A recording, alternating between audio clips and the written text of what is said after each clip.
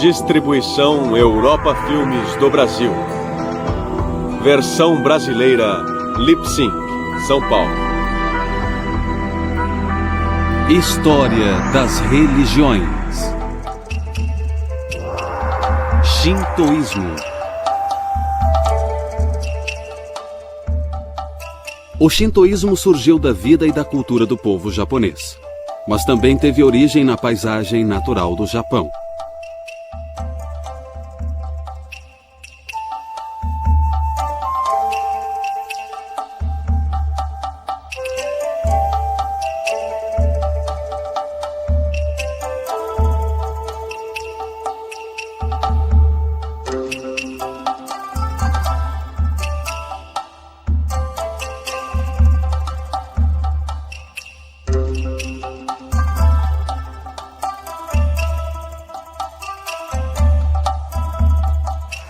O Japão é um país feito de 4 grandes ilhas e muitas outras menores, todas situadas a leste da China e Coreia, no Oceano Pacífico. Tantas tradições religiosas são encontradas que o Japão já foi chamado de Museu Vivo de Religiões. O budismo, que surgiu na Índia por volta de 500 a.C., levou 1000 anos para viajar pela China e Coreia antes de chegar ao Japão, por volta de 500 d.C. Através dos séculos, as tradições chinesas do confucionismo e do taoísmo também foram transmitidas ao Japão, embora tenham sido aceitas mais como ideias filosóficas e éticas. Muitos aspectos da cultura chinesa também chegaram ao Japão junto a essas influências religiosas e filosóficas. Além dessas tradições importadas, no entanto, uma tradição religiosa emergiu da cultura e da experiência do povo japonês. Essa tradição distintamente japonesa é o shintoísmo, que teve início em épocas pré-históricas. Na verdade, foi a importação do budismo, do confucionismo e do taoísmo que levou os japoneses a darem um nome à sua própria tradição. O budismo era conhecido como o caminho do Buda. Então, a tradição japonesa de cultuar as divindades chamadas kami ficou conhecida como o caminho dos kami. Na língua japonesa, outra forma de pronunciar caminhos dos kami é Shinto. Em vários pontos essenciais, o shintoísmo difere das outras tradições religiosas japonesas. Budismo, confucionismo e taoísmo são tradições fundadas, cada qual criada por uma figura histórica ou lendária que trouxe à luz ensinamentos básicos ou mensagens religiosas. Por sua vez, o shintoísmo não tem fundador, nem prega doutrinas ou ensinamentos específicos. O budismo, o confucionismo e o taoísmo têm afirmações cósmicas ou universais em sua mensagem, ou seja, pretendem falar a todos os povos. O shintoísmo, por outro lado, é definido como uma extensão da cultura e nação japonesas. Desde os primórdios, passando pela Idade Média, essas 4 tradições filosóficas e religiosas constituíram a herança espiritual do Japão. Algumas pessoas, em particular sacerdotes e estudiosos, enfatizaram uma tradição e excluíram as demais. Mas a maioria das pessoas, na maior parte do tempo, participava de várias ou de todas elas. O cristianismo chegou ao Japão quando o padre jesuíta São Francisco Xavier levou o catolicismo romano ao Japão em 1549. Como as outras tradições importadas pelo Japão, o cristianismo havia sido criado por um líder espiritual e pregava verdades universais em suas mensagens. Porém, em um aspecto importante, o cristianismo apresentou uma alternativa totalmente diferente ao padrão histórico da religiosidade no Japão. Enfatizava a fé em um Deus único e verdadeiro, e exigia a filiação exclusiva ao cristianismo. Apesar das grandes dificuldades, incluindo a barreira linguística, a Igreja Católica conseguiu converter um grande número de japoneses antes que o governo banisse o cristianismo em meados do século XVII. Alguns dos chamados cristãos ocultos do Japão preservaram secretamente um cristianismo clandestino, transmitido dentro das famílias. Mas mesmo esse cristianismo clandestino foi reinterpretado em termos japoneses. O cristianismo só voltou formalmente ao Japão no final do século XIX, quando o governo japonês anulou a proibição ao cristianismo. Missionários, tanto católicos quanto protestantes, iniciaram obras missionárias e instituíram igrejas. No entanto, desde a época em que o cristianismo voltou ao Japão, menos de 1% da população japonesa aderiu às igrejas cristãs. O cristianismo também não interagiu livremente com a cultura e a religião japonesas, como outras tradições importadas fizeram. Por exemplo, o ideal confucionista de lealdade e obediência aos pais integrou-se de tal forma à vida do Japão que geralmente é visto como genuinamente japonês e não como algo estrangeiro. O mesmo vale para as práticas budistas de culto aos ancestrais. Embora tenha influenciado as ideias éticas e sociais do Japão, o cristianismo ainda é visto como uma religião estrangeira. Há certa tendência no Ocidente de julgar outras tradições religiosas pelo que as pessoas acreditam ou não acreditam. Nós perguntamos, você é isso ou aquilo? Você é cristão ou é budista? E no caso do Japão, as pessoas geralmente dizem, não, eu não sou religioso, não creio nessa divindade em especial, não vou a esse santuário em particular. A verdade é que fazemos a pergunta errada. É mais uma questão de protocolo, de etiqueta social, de fazer a coisa certa na hora certa. O povo japonês também participa de práticas religiosas e costumes populares que são transmitidos fora do âmbito religioso tradicional. Esses costumes são parte de sua vida doméstica, de seu trabalho e de suas tradições locais. Há cerca de meia dúzia de tradições populares no Japão, e elas aumentam a complexidade da religiosidade japonesa.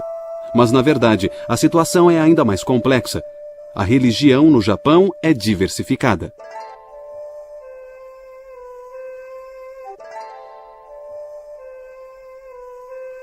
Assim como o cristianismo na Europa ou Estados Unidos, inclui muitas ordens religiosas e centenas de congregações protestantes. No Japão, o budismo é dividido em ramificações principais com muitas congregações. O shintoísmo também não é uma religião muito unificada, com sua diversidade de festivais, práticas e santuários shintoístas. O budismo expressa o caminho do Buda e seu iluminismo. O confucionismo exprime o caminho de Confúcio e seu ideal de harmonia social. O taoísmo pode ser visto como o caminho do lendário Lao Tzu e seu ideal de harmonia com a natureza. E o cristianismo é o caminho de Jesus Cristo com seu plano de salvação. O melhor indício para o caminho shintoísta é a própria palavra. Kami é uma concepção antiga no Japão para o que é venerado e pode se referir a um ou vários objetos de adoração. O termo kami, mais ou menos como a palavra lápis, pode ser singular ou plural. E é mais amplo e mais flexível do que o termo Deus. O conceito de uma divindade monolítica, onisciente, que controla tudo, do ponto de vista shintoísta, é um pouco restrito demais, eu acho, porque há tantas situações diferentes, políticas, sociais e religiosas, que devem ser levadas em conta. O contexto é o mais importante. Então, não surpreende que haja divindades diferentes para diferentes tipos de contexto. E mesmo hoje, você pode invocar uma divindade específica para um rito de purificação e outra divindade se você quer entrar para uma boa universidade, outra divindade se você está abrindo um negócio ou se está começando um projeto que custa dinheiro. Enfim, é uma tradição voltada para o contexto e, por causa disso, é bem pragmática. De forma geral, o caminho dos kami significa levar uma vida pura, em harmonia com os kami. No Japão antigo, os kami eram tão numerosos que os mitólogos se referiam a eles como os 8 milhões de kami. Isso não significa que eles fossem ou sejam precisamente 8 milhões de objetos de adoração. Na verdade, isso indica que os kami estão além da quantificação e que é incontável ou infinito. Os kami são encontrados em todo o Japão, principalmente em formas naturais, como montanhas, cachoeiras, árvores e rochas. Os kami também podem ser seres humanos poderosos e até mesmo ancestrais humanos. Como não há um equivalente a kami em nossa língua, geralmente não é traduzido. O termo mais próximo a kami talvez seja o sagrado, no sentido de que há força e mistério na natureza e na fertilidade natural que produz novas vidas. Os estudiosos geralmente apresentam uma religião descrevendo um fundador, analisando suas escrituras e interpretando ensinamentos essenciais. Mas no caso do shintoísmo, se quisermos saber sobre o caminho dos kami, talvez seja melhor observarmos como é feita a adoração aos kami. Os santuários há muito são importantes para o shintoísmo desde a época pré-histórica, embora as primeiras adorações japonesas talvez não tenham ocorrido em santuários, mas na natureza.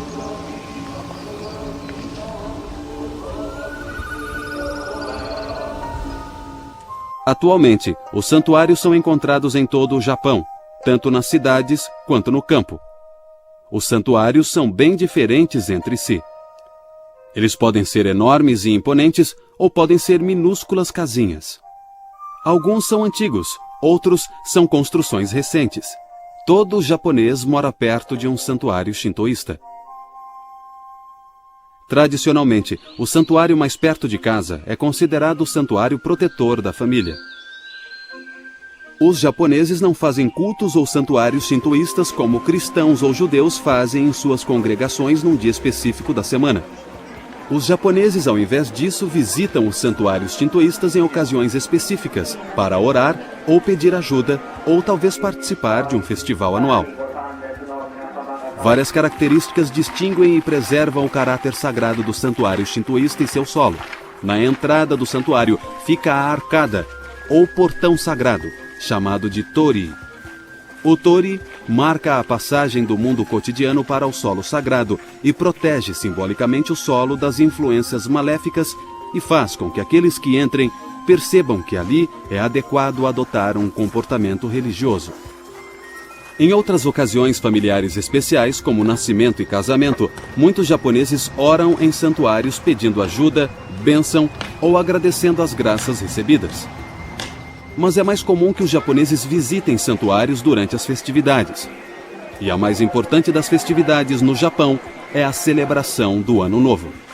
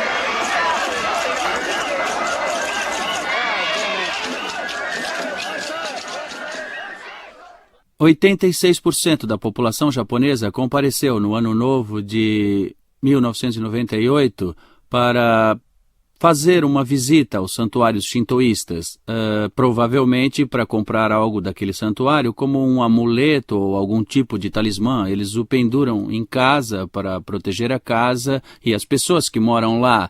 Eles podem também pendurar nos seus carros para ter segurança no transporte ou amarrar numa bolsa que carregam todos os dias para o trabalho ou a escola.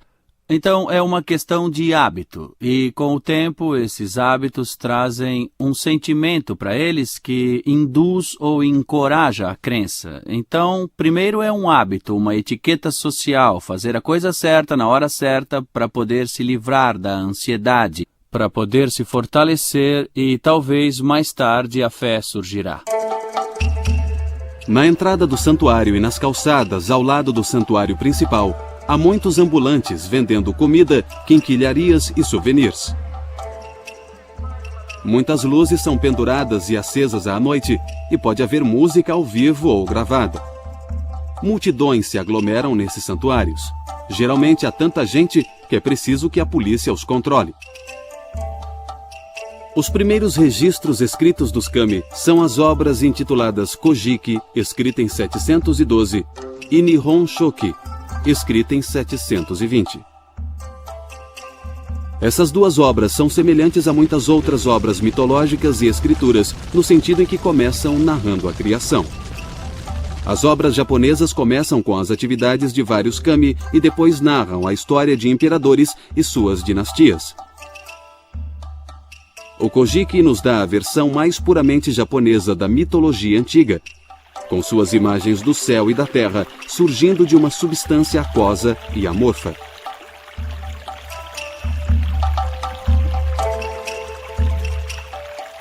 O Nihon Shoki entrelaça a mitologia japonesa a conceitos filosóficos chineses, usados para interpretar a criação.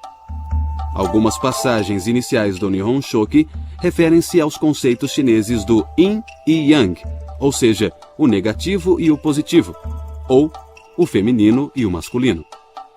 As crenças e os costumes antigos do Japão foram inicialmente influenciados pelos chineses, por volta de 500 d.C. Nessa época, a crença antiga nos kami e outras crenças foram reinterpretados pela ótica chinesa. Os principais desses kami são o casal divino Izanami e Izanagi, que são responsáveis por boa parte da criação, além da deusa do sol, Amaterasu, de quem toda a linhagem imperial descende.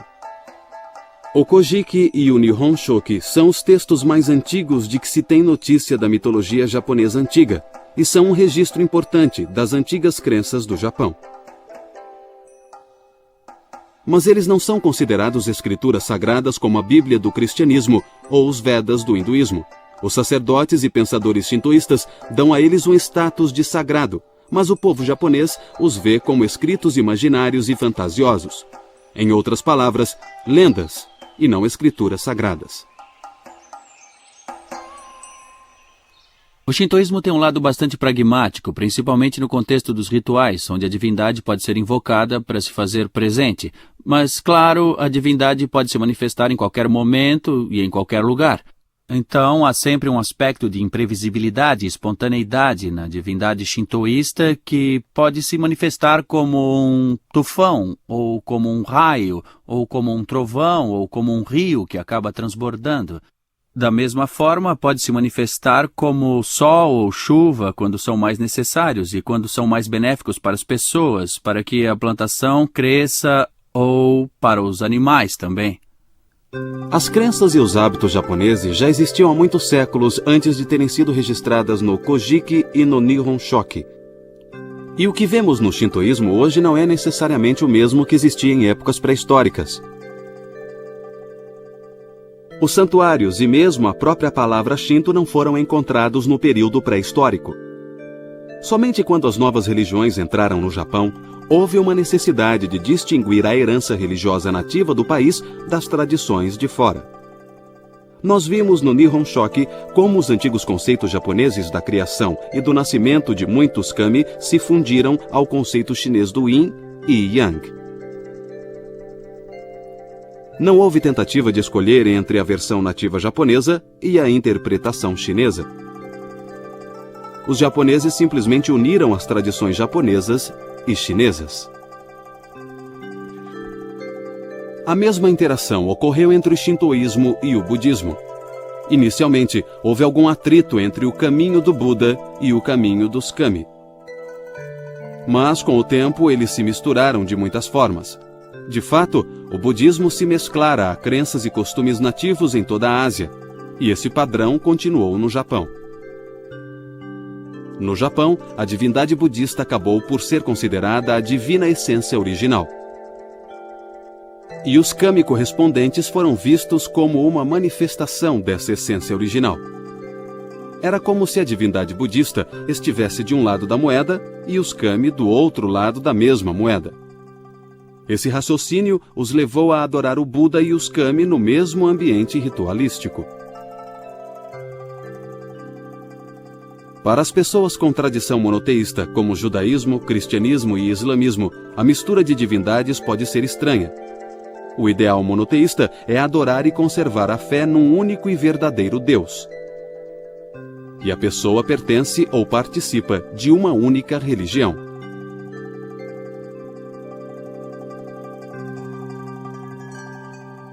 Mas em quase toda a Ásia e no Japão em particular, o padrão dominante é o que podemos chamar de afiliação múltipla.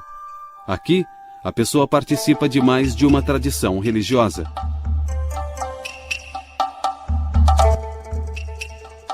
As pessoas e até mesmo sacerdotes celebram 2 ou mais tradições durante o mesmo ritual, ou podem alternar entre 2 ou mais religiões.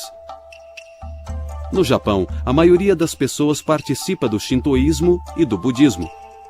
Foi uma exceção quando algumas pessoas, principalmente sacerdotes shintoístas, limitaram sua participação religiosa apenas ao shintoísmo.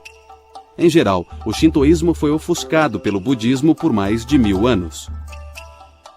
Mas durante esse tempo, alguns eruditos japoneses insistiram em que o shintoísmo era a religião original do povo japonês. Muitos desses argumentos de que o shintoísmo é a religião original e a herança do Japão frutificaram no século XVIII nos escritos do erudito Motoori. Motoori diz que o Japão, os kami, o imperador e o shintoísmo foram criados como uma unidade indivisível. Os kami não ficam fora do mundo e o criam, mas são parte do processo através do qual o mundo gradualmente emerge. Os kami também não são exclusivamente uma força do bem. No cristianismo, Deus é considerado bondoso e o mal entra no mundo através do pecado humano. Mas no shintoísmo, tanto os humanos quanto os kami podem ser maus. Esse aspecto da benevolência que os kami podem ter e também o da destrutividade na forma como os kami podem usar seus poderes sobre o mundo natural e sobre as sociedades humanas não devem ser considerados como contraditórios, e sim como um tipo de complementaridade entre forças benevolentes e forças destrutivas, porque, como as religiões reconheceram logo no início, é essa complementaridade que permite o progresso, que permite a mudança. A importância do nascimento e do crescimento também é refletida nas crenças japonesas sobre o mundo e seu lugar entre os céus e o submundo. Os japoneses antigos acreditavam que o Japão pertencia aos céus. Era um bom país, governado pelos descendentes da deusa do Sol, numa linhagem ininterrupta através dos tempos. Muraoka escreve que os céus, que são chamados de reino transcendental do plano do paraíso, têm características do mundo real. O submundo, chamado de Yomi, também é considerado real.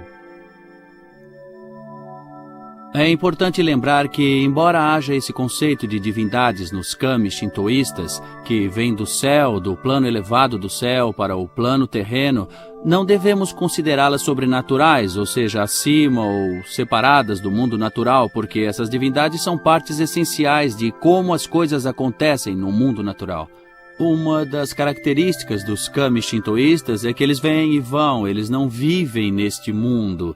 É comum dizer que o shintoísmo é uma religião da natureza e que as divindades vivem em árvores, em cachoeiras ou em rochedos.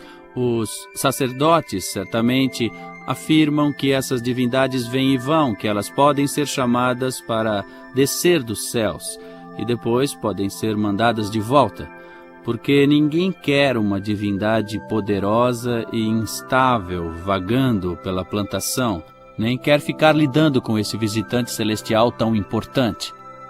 Um princípio básico do shintoísmo é que a vida envolve inevitavelmente uma tensão entre a pureza e a impureza. O objetivo da vida deve ser maximizar a pureza. Assim, o fiel se aproxima dos bem-aventurados kami e recebe sua bênção. O corpo humano é considerado bom, mas ele cria excreções que são impuras. O corpo precisa ser purificado ao se aproximar dos kami.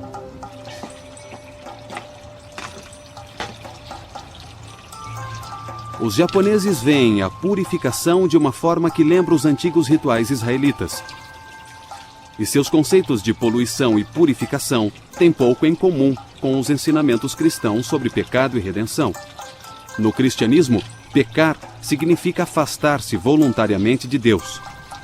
Quando um pecador cristão pede perdão, ele procura se redimir por meio da misericórdia de Deus, e assim retorna a uma relação de amor com Deus. No shintoísmo, a causa da poluição não é necessariamente a desobediência ou o confrontamento aos kami. Ela pode ser algo que as pessoas modernas consideram natural, uma condição ou um evento acidental. A purificação é uma preparação essencial no culto shintoísta. O sacerdote primeiro recita orações de purificação que incorporam os temas do mito de Izanagi. Acredita-se que a poluição seja resolvida pelo exorcismo, que retira as impurezas através da limpeza física e através dos poderes dos kami. Assim como o corpo deve estar puro para a adoração, também deve haver serenidade e sinceridade no coração. A poluição física é o tipo de impureza mais óbvio. Mas os teóricos shintoístas também enfatizam as dimensões éticas e espirituais da pureza. Os kami e a purificação são essenciais no shintoísmo.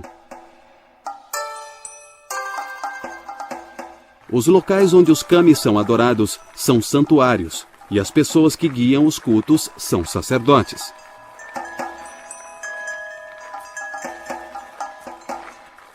Os dois locais mais importantes são o sacrário, chamado de Honden, e o salão de adoração, ou Haiden. O sacrário abriga os kami. Representações físicas dos kami, como estátuas, são bastante raras. Geralmente, a presença dos kami é simbolizada por um objeto como um espelho. Por vezes, acredita-se que um kami viva num tesouro antigo que não é mostrado ao público. No salão de adoração, as cerimônias são conduzidas por sacerdotes shintoístas. Pessoas comuns geralmente sobem as escadas até o salão e fazem suas oferendas e orações do lado de fora, sem se aproximarem do santuário. Desde a época pré-histórica, muitos dos cultos shintoístas acontecem em jinjas. Em outras palavras, em santuários. Às vezes, sem o auxílio do clero. Mas sempre houve especialistas religiosos dentro do shintoísmo. O shintoísmo nunca teve uma ordem hierárquica universal como a existente na Igreja Católica. E o treinamento, a prática e a posição dos oficiais shintoístas variam consideravelmente.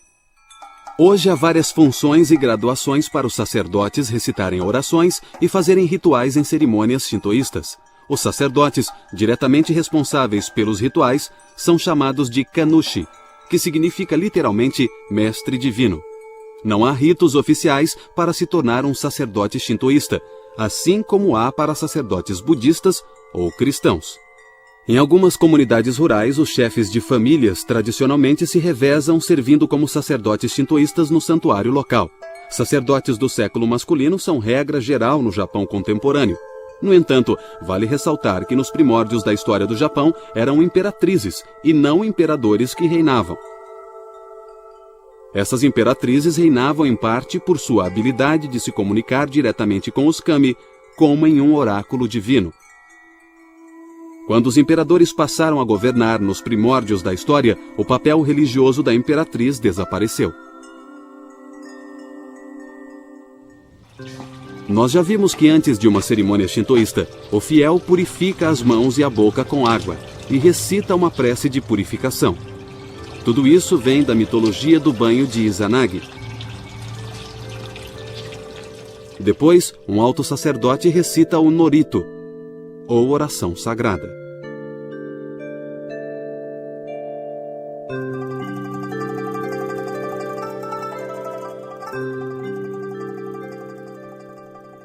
Todos os presentes se ajoelham enquanto o ritual invoca ou convoca os kami. Há mais música e outras oferendas. As oferendas mais importantes são galhos da árvore sagrada conhecida como sakaki.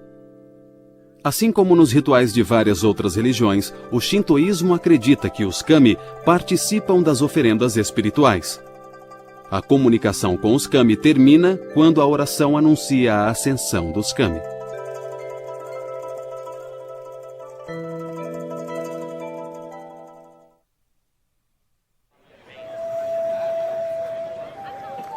Muitas pessoas viajam de longe para visitar um santuário famoso num festival ou para uma bênção especial, ou apenas para comprar um amuleto. Essas pessoas geralmente são devotos, não paroquianos. Embora nos vilarejos tradicionais, ainda se considera que os habitantes daquela área são paroquianos do santuário local.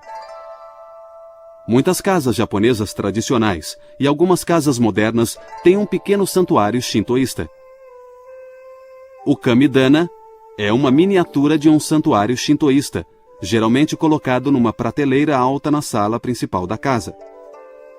Os membros da família colocam oferendas no kamidana e de tempos em tempos, principalmente no Ano Novo, trazem um novo talismã de papel de um santuário próximo e colocam no kamidana. Na antiguidade, os membros de um clã adoravam o mesmo kami. Mas na época medieval, as pessoas que moravam perto de um santuário automaticamente eram consideradas paroquianas daquele santuário. Em outras palavras, a afiliação a um santuário shintoísta dependia da residência do fiel. Todos dentro daquela área eram considerados abençoados ou protegidos pelo mesmo kami. Há sempre essa ênfase na orientação para o mundo, que tem, como dizemos hoje, uma perspectiva shintoísta. Existem divindades da terra, do mundo natural, dos espíritos ancestrais que devem ser controlados e mantidos. Agora, em cima disso tudo, há as tradições do budismo, do confucionismo, do taoísmo e mais tarde até do cristianismo, que não se chocam, que estão em harmonia, que estão sincretizadas com essa orientação mais antiga. No entanto, ao final do período feudal, quando o Estado japonês se modernizou, houve uma cisão entre o velho regime e os reformadores que queriam revitalizar o Estado japonês, queriam trazer o imperador de volta e, basicamente, tentar defender a nação do Japão de potências imperiais como Inglaterra, Espanha, Portugal, França, que estavam na área. Eles sentiram que precisavam fazer o que essas potências fizeram. Tinham que encontrar um motor espiritual para impulsionar o veículo da modernização, e o shintoísmo foi considerado o candidato mais viável para isso.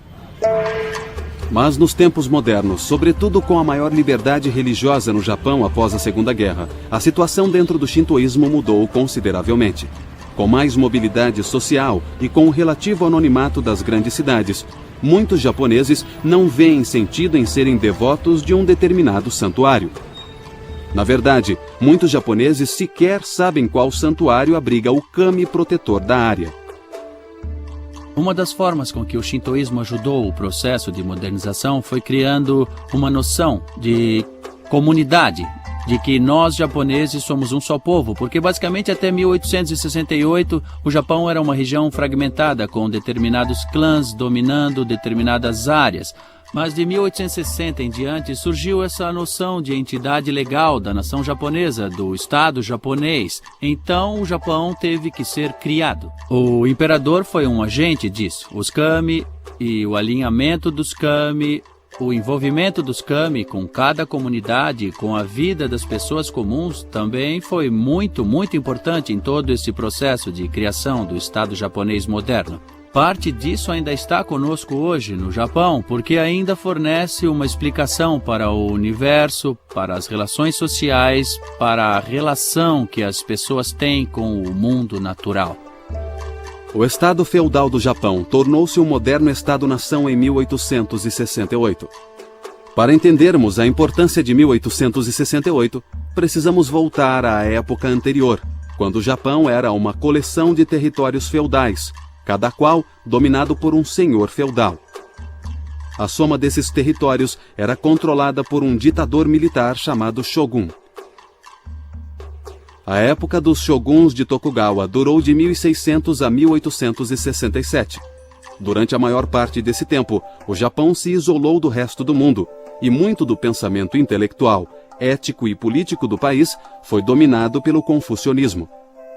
No entanto, sua vida religiosa era budista, por causa dos eventos acontecidos no século XVI. O cristianismo havia entrado no Japão em 1549 pelas mãos de São Francisco Xavier. Lá, floresceu por um século antes da perseguição aos missionários e da proibição ao cristianismo. Para manter a proibição ao cristianismo e controlar o povo, o governo japonês apoiou oficialmente o budismo, que em meados do século XVII tornou-se praticamente a religião oficial do país. Toda família devia pertencer a um templo budista local, e todos os nascimentos, casamentos, mortes e mudanças de endereço eram registrados lá. No fim do século XVIII e no começo do século XIX, vários problemas começaram a surgir no governo feudal do Japão. As desigualdades econômicas entre ricos e pobres levaram à revolta de camponeses e rebeliões urbanas. Países europeus e os Estados Unidos pressionavam cada vez mais o Japão para que abrisse seu comércio. Essas e outras pressões internas e externas despertaram um desejo crescente pela queda do shogun e pela volta do imperador ao governo. O final do século XIX no Japão viu várias tentativas de implementar um governo parlamentar liderado pela figura religiosa simbólica do imperador, legitimada pela religião shintoísta. Os países ocidentais criticavam a proibição ao cristianismo e exigiam que ela fosse anulada. Em 1873, o governo japonês cedeu, permitindo que o cristianismo fosse praticado e que missionários cristãos trabalhassem no Japão. Em suma, o modo de vida shintoísta tornou-se um dever cívico e natural do cidadão japonês. Os livros escolares ensinavam que o Japão fora criado pelos kami e que o imperador era descendente da deusa do sol. Tais crenças passaram a ser vistas como história e cultura nacionais, e não como religião. Os estudantes tinham que venerar e fazer reverência à foto do imperador. Ao mesmo tempo, a religião formal foi banida das escolas, e o budismo e o cristianismo não podiam ser ensinados. Com o objetivo de unir o povo e fortalecer a nação, o governo japonês ligou a mitologia antiga e o shintoísmo oficial à lealdade absoluta ao imperador, e também ao apoio incondicional ao colonialismo e ao militarismo. Pela primeira e única vez, inúmeros santuários shintoístas foram construídos fora do Japão. Então era do interesse dos líderes políticos ter rituais que fossem receptivos ao controle não só do mundo natural, mas também dos espíritos ancestrais da família, dos outros clãs, do povo em geral e das pessoas das classes mais baixas, situadas fora das elites. No século XX, principalmente durante e depois da década de 30, as escolas japonesas tornaram-se muito mais rígidas. O currículo ensinava lealdade absoluta ao imperador e a quaisquer políticas adotadas em seu nome. Em suma, o shintoísmo foi levado para a campanha da Segunda Guerra. Mas os budistas e cristãos japoneses também apoiaram a campanha japonesa e seu militarismo.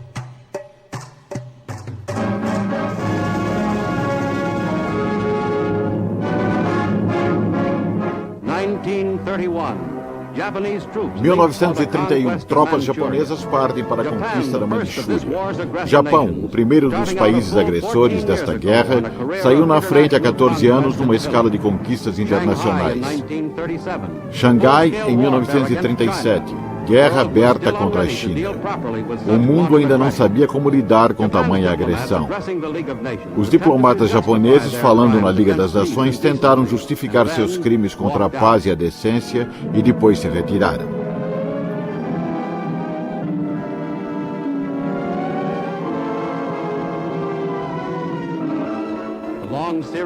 Uma longa série de ataques brutais contra o vizinho foi mantida. O Japão deseja um novo império.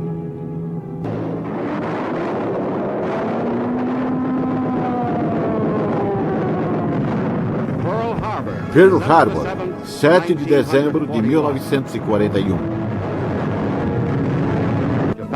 As unidades fanáticas suicidas do Japão em ataques aéreos causaram grandes danos às esquadras americanas em Okinawa.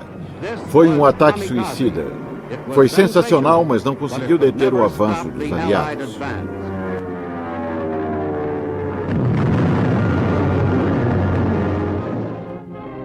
A Segunda Guerra terminou em 1945 com uma grande derrota para o Japão. O pensamento colonial japonês desmoronou. Todas as religiões japonesas a haviam apoiado, mas o shintoísmo fora a mais identificada com a guerra. Quando o Japão se rendeu incondicionalmente em 1945, os aliados impuseram várias condições para a religião. Pela primeira vez na história do Japão, haveria completa liberdade religiosa, não só como ideal, mas também como prática de fato. A Segunda Guerra foi decidida em 1945, em termos que trouxeram um novo modo de vida democrático para os japoneses. O erudito japonês Shigeyoshi Murakami nota que o Estado-nação do Japão produziu o shintoísmo estatal e o Japão democratizado produziu a liberdade de crença. Em suma, o Estado japonês tornara-se oficialmente separado da religião. O imperador teve que declarar que ele não era um kami. Mas a forma com que fez essa declaração mais tarde foi considerada altamente ambígua. O shintoísmo perdeu a condição de protegido como sistema de compromissos não religiosos. Também perdeu os subsídios do Estado e seus muitos sacerdotes não eram mais funcionários do governo. O Japão tem uma rica variedade de religiões muito antigas. O shintoísmo nativo, o budismo indiano, o taoísmo e o confucionismo chineses e um retardatário europeu, o cristianismo. Mas o Japão testemunhou a criação de centenas de novas religiões nos séculos XIX e XX. Muitos japoneses experimentavam rápidas mudanças sociais e estavam insatisfeitos com as soluções oferecidas pelas instituições religiosas existentes. Mas eles ainda estavam fortemente atraídos tanto para temas tradicionais, como para o cultivo da virtude, quanto para os costumes antigos, como ritos ancestrais. Muitos japoneses foram atraídos por líderes religiosos que desenvolveram seus próprios ensinamentos e práticas, que ajudavam a resolver questões de destino pessoal e ordem social. O povo japonês ainda acreditava em parte nas divindades budistas e nos kami shintoístas. Mas muito da vitalidade dessas tradições era encontrado não nos aspectos organizados do shintoísmo e budismo, mas em suas práticas religiosas populares. Isso abriu caminho para as novas religiões que logo surgiriam.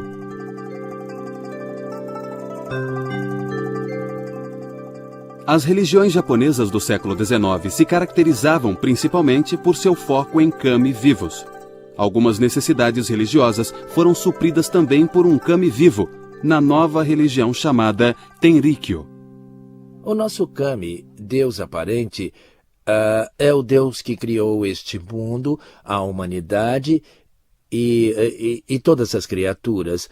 A propósito da criação é termos uma vida feliz ajudando uns aos outros. E Deus aparente nos protege de todas as formas para podermos levar uma vida feliz. Nesse sentido, Deus aparente é tudo para nós.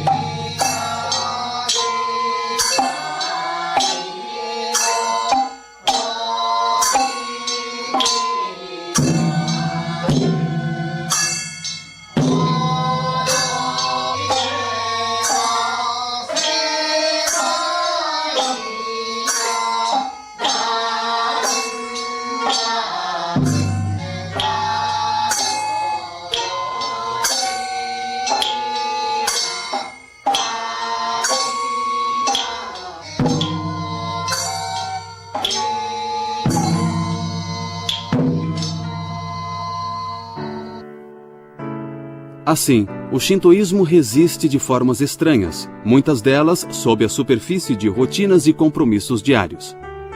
Vale a pena lembrar que o shintoísmo nunca foi uma religião altamente organizada como o cristianismo. A religiosidade no Japão não é definida pela afiliação exclusiva a uma instituição religiosa, e não há cultos congregacionais semanais. Então, as medidas comuns de compromisso religioso não são facilmente aplicadas ao shintoísmo. Mas o shintoísmo resiste, mesmo quando é negado ou negligenciado. O shintoísmo há muito tempo faz parte da vida e da cultura do Japão, praticamente desde o início da própria civilização japonesa.